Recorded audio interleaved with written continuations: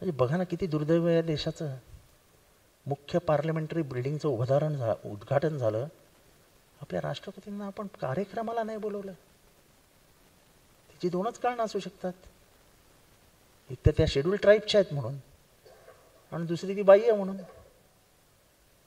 असं आहे की तुम्ही पहिल्या पार्लमेंटरी बिल्डिंगची जर हे बघितलं तर त्याचा पहिला उद्घाटनाचा जर फोटो बघितला तर तुम्हाला प्रत्येक माणूस ओळखता येईल की वल्लभभाई पटेल आहेत, ते प्रत्येक माणूस ओळखता येईल.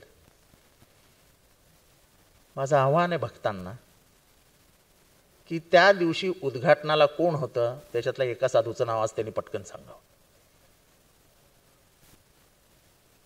अरे जे वैचारिक अधिष्ठान आहे, भारतातल्या सगळ्या प्रतिनिधींची ती सभा आहे, तिथे भारताचं भविष्य लिहिलं जातं.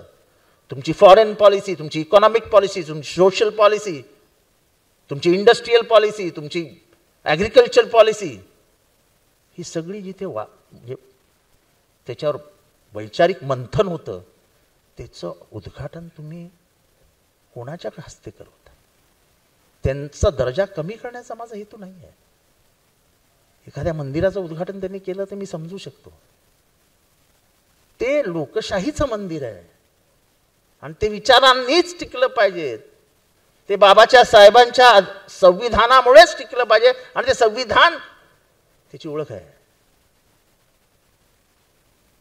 आणि त्याच्यात लिहिलेलं आहे नोबडी इज एन इक्वल. मग का नाही बोलवलं तुम्ही द्रौपदी मुर्मूला? आज एवढ्या रामाचं मोठं मंदिर बांधलं जातंय.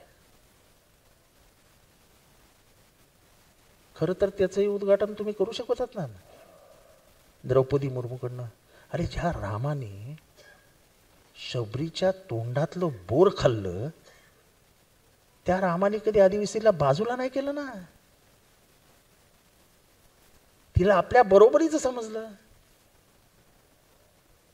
तुम्ही कुठेच द्रौपदी मुर्मूला आणत नाही, तिला असं बंद दाराच्या ठेवून दिलं. पण फक्त देशाला सांगायला एक आदिवासी महिलाला आम्ही या देशाचा राष्ट्रपती बनवलंय.